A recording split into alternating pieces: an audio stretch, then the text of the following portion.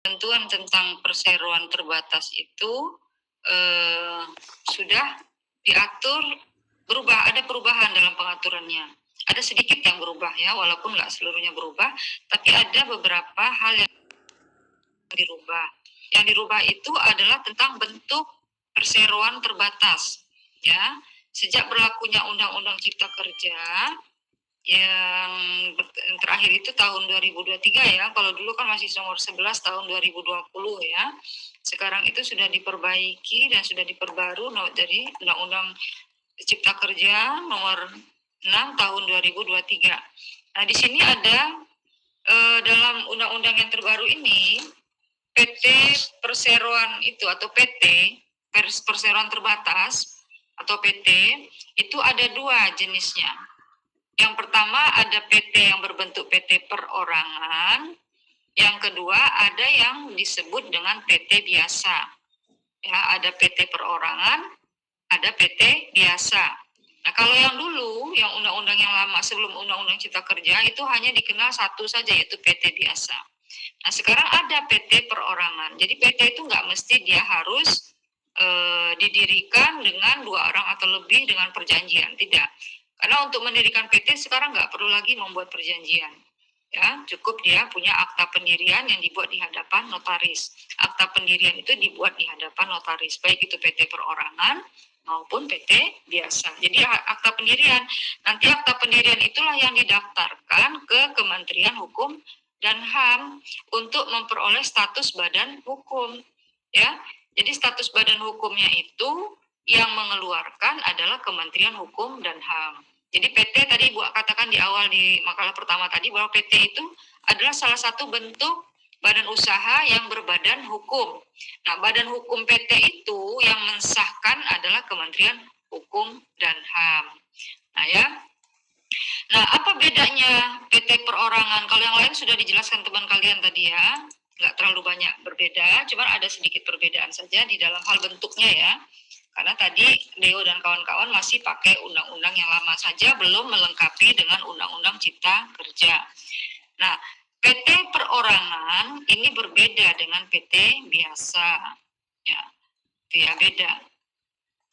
Apa bedanya nanti kita lihat. Kalau PT perorangan, menurut pasal 1 Peraturan Pemerintah nomor 8 tahun 2021, PT perseorangan itu atau PT perorangan adalah perseroan terbatas yang merupakan badan hukum perorangan. Jadi dia itu badan hukum perorangan, bukan badan hukum persekutuan ya.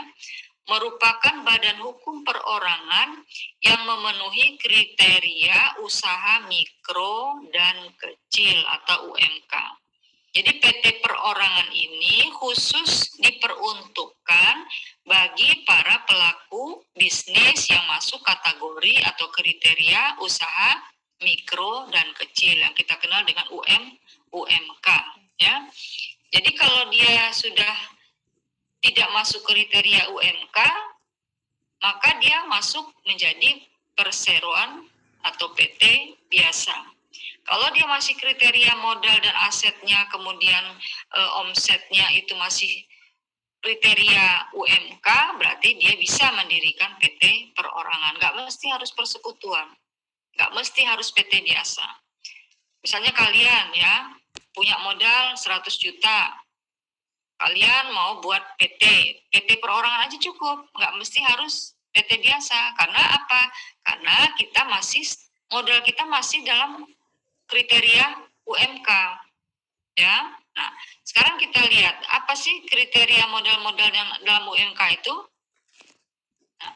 Nah, sebelum itu kita bahas, kita coba lihat dulu. Badan Hukum Perorangan ya atau PT perorangan ini hanya terdapat satu pemegang saham ya.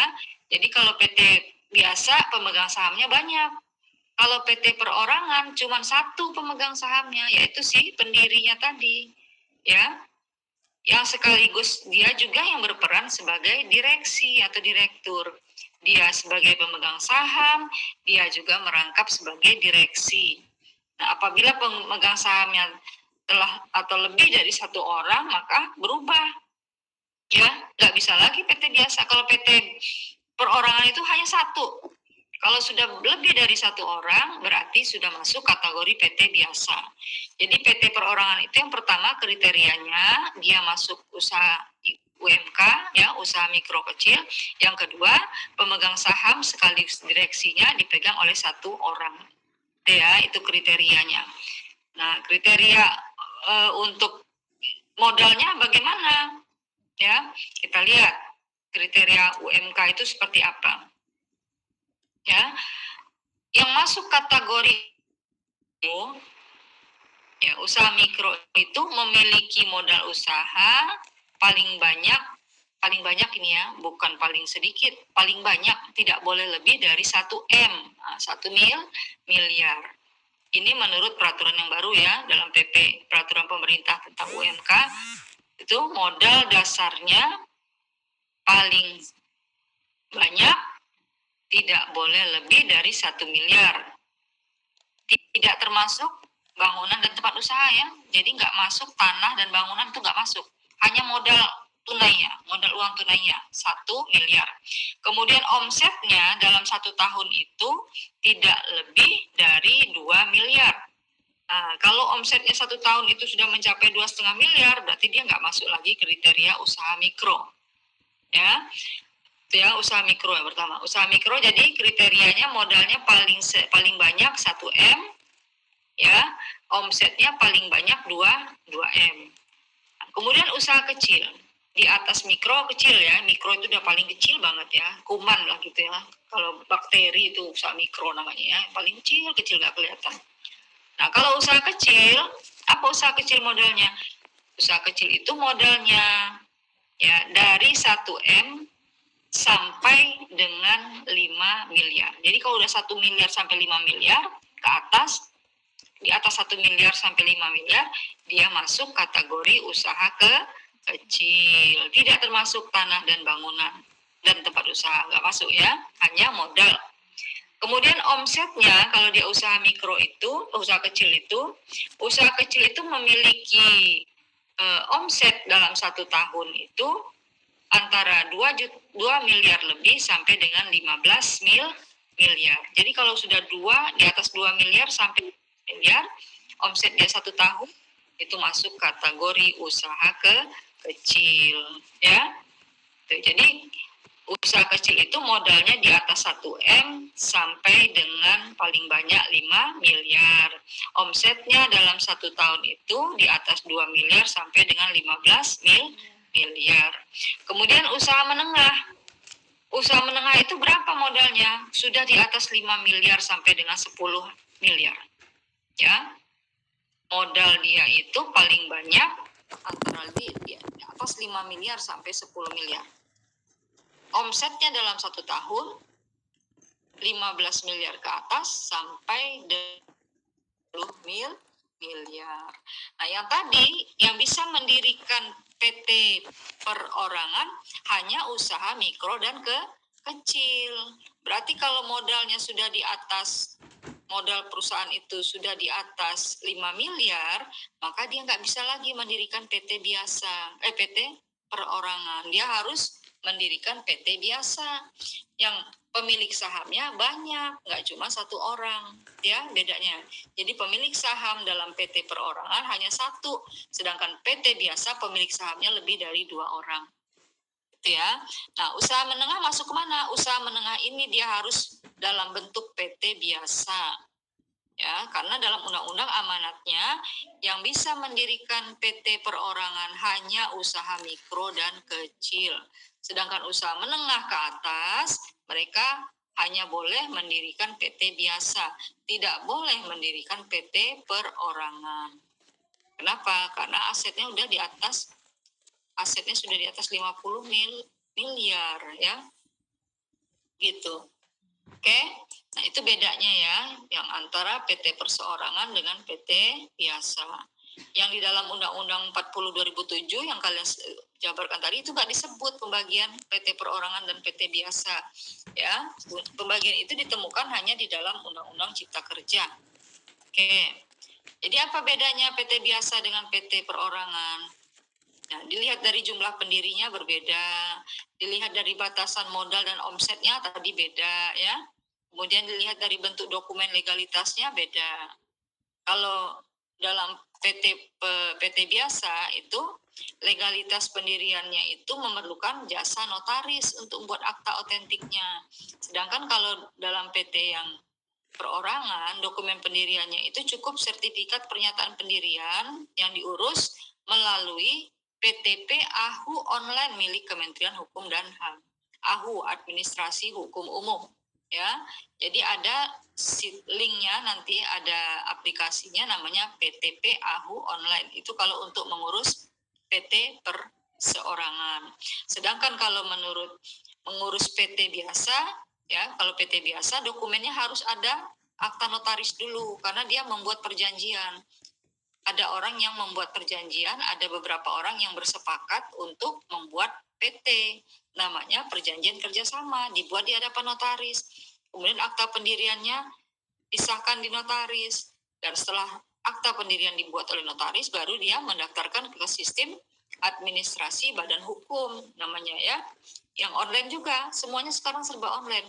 Jadi yang namanya SABU, Sistem Administrasi Badan Hukum Umum, ya, itu bisa dilakukan secara online. Nah, jadi untuk baik PT biasa maupun PT perseorangan, ya, status badan hukumnya diberikan oleh Kementerian Hukum dan HAM, gitu ya. Jadi cara berpikirnya seperti itu. Oke, silakan dijawab, Deo. Izin menjawab pertanyaan Devina. Bagaimana jika suatu perseroan terbatas belum memiliki badan hukum, maka tanggung jawab berada pada siapa? Perbuatan hukum atas nama perseroan yang belum memperoleh status badan hukum hanya boleh dilakukan oleh semua anggota direksi bersama-sama, semua pendiri serta semua anggota Dewan Komisaris Perseroan, dan mereka semua bertanggung jawab secara tanggung renteng atas perbuatan hukum tersebut. Apakah sudah jelas?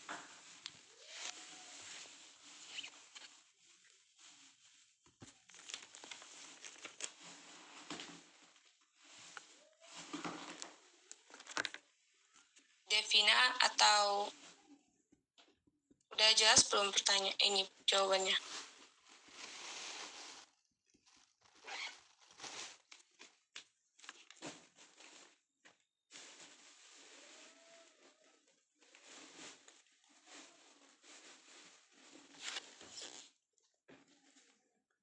Oke, lanjut aja ya ke pertanyaannya Ulan.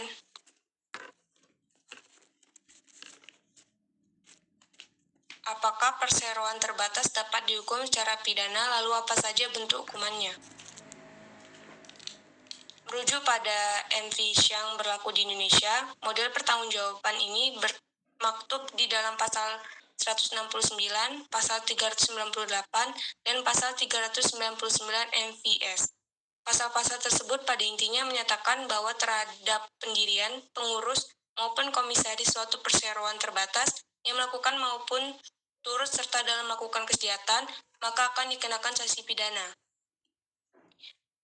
Jadi menurut saya, kalau udah kena sanksi pidana, jatuh hukumannya penjara. Apakah sudah jelas, Fulan? Udah, makasih.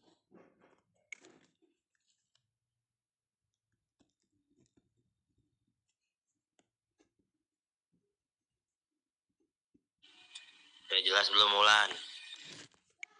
Udah, Dio. Udah. Oke, izin menjawab pertanyaan dari Anandafa. Bagaimana perseroan terbatas dapat bertindak dalam hukum? Jadi perseroan terbatas tidak dapat bertindak sendiri.